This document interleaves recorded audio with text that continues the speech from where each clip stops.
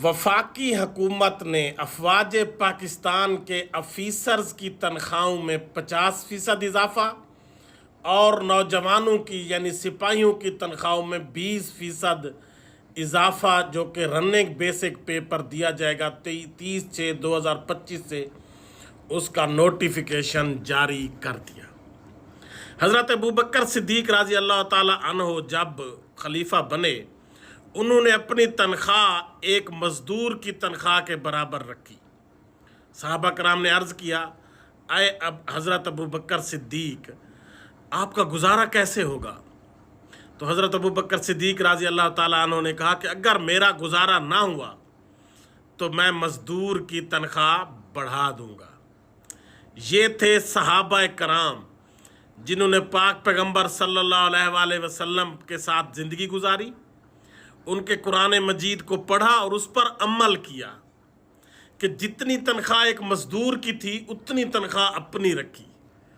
और हाफिज़ साहब, आप जो हमें कुरानी आयात सुनाते हैं, आपने अफीसर्स की तनख्वाहों में इजाफा किया 50% और एक सिपाही की तनख्वाह में इजाफा किया 20%। तो सहाबा कराम हज़रत अबू बकर सिद्दीक ने तो बराबर रखी थी अपनी एक तनख्वाह मज़दूर की तनख्वाह के।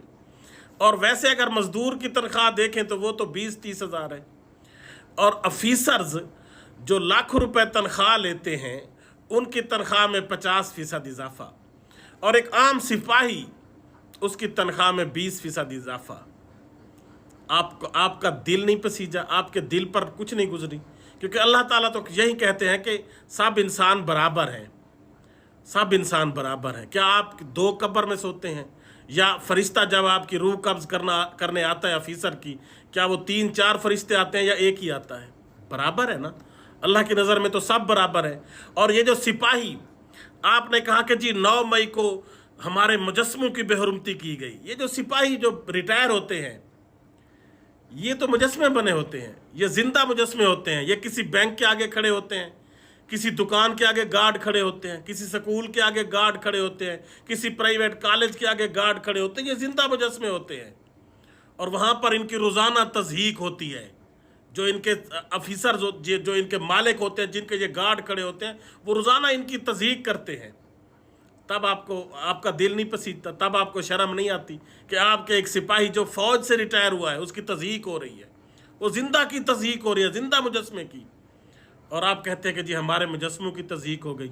आप अफीसर रिटायर होकर कयानी साहब, रहील शरीफ साहब जाकर ख़रीदे, ऑस्ट्रेलिया में जजीरे ख़रीदें, अमेरिका में जजीरे ख़रीदें, और एक सिपाही रिटायर होने के बाद किसी बैंक के आगे उसकी तज़हीक हो रही होती है, वो गार्ड खड़ा होता है किसी स्कूल प्राइवेट के आगे, किसी दुकान के आगे, और वहाँ पर जो उसका दुकान का मालिक होता है, स्कूल का मालिक होता है, बैंक का मालिक होता है, वो छोटी छोटी बातों पर उसको झिड़क रहा होता है। और वो बेचारा सिपाही जो पहले भी 20-30 साल बच्चों के बगैर गुजारता है फ़ौज में, जब वापस आता है फिर भी वो बच्चों के साथ नहीं गुजार सकता। वो रात को बैंक में के बाहर खड़ा होता है, ड्यूटी दे रहा, बैंक में सो रहा होता है, दुकान के बाहर सो रहा होता है, किसी मार्केट की रखवाली कर रहा होता है जाग कर रात को, वो फिर भी उसको बच्चों के साथ सोने की टाइम नहीं मिलता, सोने का मौका नहीं मिलता। अब उसके लिए आप कह रहे हैं कि जी हम 20% बढ़ा रहे हैं और अपनी तनख्वाहें 50% बढ़ा रहे हैं। तो ये खुदा के लिए ये सिपाही भी हम आम लोगों में से होते हैं, ये भी फ़ौज की इज़्ज़त होते हैं, फ्रंट लाइन पर यहीं लड़ते हैं, शहादत यहीं लेते हैं। ज़्यादातर जब भी आप देखें रोज़ाना की बुनियाद पर दहशतगर्दों से यही सिपाही लड़ रहे होते हैं कि फ़लाँ लांस नाइक शहीद हो गया, हवालदार शहीद हो गया, सिपाही शहीद हो गया। ज़्यादातर तो यहीं जानों का कुर्बानियाँ तो यहीं दे रहे हैं, और तनख्वाहें आप उनकी 20% बढ़ाते हैं और अपनी 50% बढ़ाते हैं। और उनकी तनख्वाह कितनी होगी? 30,000, 40,000, 50,000। उनकी 20% कितनी बढ़ेगी? 5,000, 10,000। और आपकी तनख्वाहें अफीसर्स की कितनी होंगी? 2 लाख, 4 लाख, 6 लाख, 8 लाख। बढ़ेगी कितनी? 50,000, 1 लाख तक तनख्वाहें बढ़ेंगी। तो अपने सिपाही को भी इज्जत दें। वो यहाँ पर जब रिटायरमेंट के बाद बेचारा, उसको तो इतनी पेंशन नहीं मिलती कि वो यहाँ पर 10 मरले किसी अच्छे शहर में ज़मीन खरीद सके। किसी घर तो दूर की बात है, वो तो 10 मरले शहर में ज़मीन नहीं खरीद सकता उसकी पेंशन से। और जो अफीसर साहब हैं, कर्नल जनरल साहब, वो तो जजीरे खरीदते हैं, उनको तो कई कई एकड़ ज़मीन भी यहाँ पर मिल जाती है, कई कई कनाल के बड़ी बड़ी कोठियाँ भी मिल जाती हैं। तो इन सिपाहियों के बारे में भी सोचें, ये भी अल्लाह की मखलूक हैं, ये भी इंसान हैं, ये भी आपकी फ़ौज का हिस्सा हैं। इनको भी जीने का हक होना चाहिए, इनकी भी रिस्पेक्ट होनी चाहिए, इनकी भी इज्जत होनी चाहिए, इनको भी मुआशरे में कोई मकाम मिलना चाहिए। ये नहीं कि रिटायरमेंट के बाद ये किसी दुकान के आगे गार्ड खड़े होकर तजलील का सामना कर रहे हैं, किसी मार्केट के गार्ड खड़े होकर तजलील का सामना कर रहे हैं, किसी बैंक के आगे गार्ड बनकर तजलील का सामना कर रहे हैं, क्योंकि इनका गुजारा ही नहीं होता। इनकी पेंशन से तो इनका गुजारा नहीं होता। इनकी कितनी पेंशन होती है? 20,000, 15,000। मैं पूछता हूँ इन सिपाहियों से जो रिटायरमेंट पर होते हैं, 20, 25, 15,000, 20,000 तनख्वाहें हैं उनकी, पेंशन है उनकी। तो खुदारा ये अब आयात सुनाते हैं सिर्फ तहरीक इंसाफ वालों के लिए ना सुनाएं।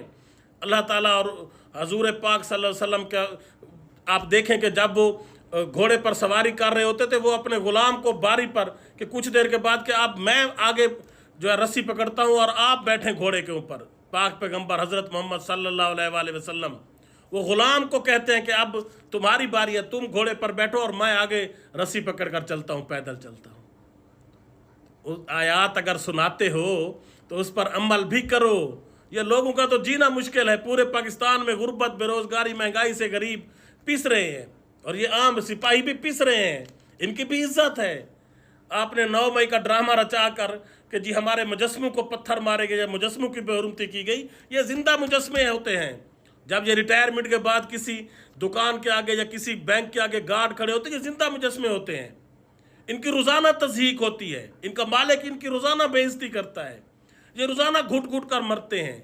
ये रात के वक्त मार्केट में रखवाली कर रहे होते हैं, ये सोते नहीं हैं, ये यही रिटायर फौजी सिपाही। तो इक्वालिटी क्रिएट करें, इक्वालिटी क्रिएट करें। जितना आप ये डिफरेंस क्रिएट करते जा रहे हैं, अवाम को तो नज़र आ रहा है। अवाम फिर क्या करे? वो बद दुआएँ देती है, उनके दिल से बद दुआएँ निकलती हैं कि इन ऑफिसर्स को, इन आला ओहदों पर बैठे हुए लोगों को, इन बैरोक्रेट्स को, इन जजों को, इन जर्नेलों को अल्लाह ताला जल्द से जल्द संभाले और दोज़ख नसीब करे इनके। इस दुनिया में तो इन्होंने हमारा जीना दोज़ख किया हुआ है, अगले जहान अल्लाह पाक इनको भी दोज़ख नसीब करे और ये दोज़ख में जले।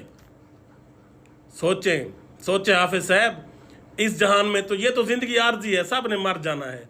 आपने भी मर जाना है, सारी ज़िंदगी नहीं रहना। 100 साल, 200 साल, 500 साल आपने नहीं रहना, आपने भी जाना है, हमने भी मर जाना है, सब ने मर जाना है। तो ये ज़िंदगी आर्जी है। यहाँ पर जो आपकी अयाशियाँ हैं और आपने गरीबों का, आम लोगों का जीना महाल किया हुआ है और अपने लिए अयाशी के वसाइल दिन ब दिन बढ़ाते जा रहे हैं। Speaker, deputy speaker, chairman, deputy chairman senate और स्पीकर कौमी असम्बली, उन्होंने अपनी 20-20 लाख तनख्वाहें कर ली हैं। ये सब इस वक्त अंधेर नगरी मचाए रखे हैं। ये सारे जो आला ओहदों पर बैठे हैं ना, इन्होंने इस वक्त अंधेर नगरी मचाई हुई है कि ये इस वक्त लूट मार मची हुई है कि जी हमारा गठ जोड़ है, हाफिज साहब के साथ हमारा गठ जोड़ है, लिहाजा जितनी लूट मार हम करें, कुछ हमारा कोई कुछ नहीं बिगाड़ सकता। हमें कोई कुछ कहने वाला नहीं है, हमें कोई कुछ पूछने वाला नहीं है। लेकिन ऊपर भी एक ज़ात बैठी है जो सब कुछ नोट कर रही है, जो एक एक लफ्ज़, एक एक बात, एक एक इंच नोट कर रही है और हिसाब होगा उसका, आपसे भी होगा। ये नहीं कि सिर्फ आम लोगों का होगा, गरीबों का होगा, सिपाहियों का होगा। बड़ा सख्त हिसाब होगा और पकड़ भी बड़ी सख्त होगी।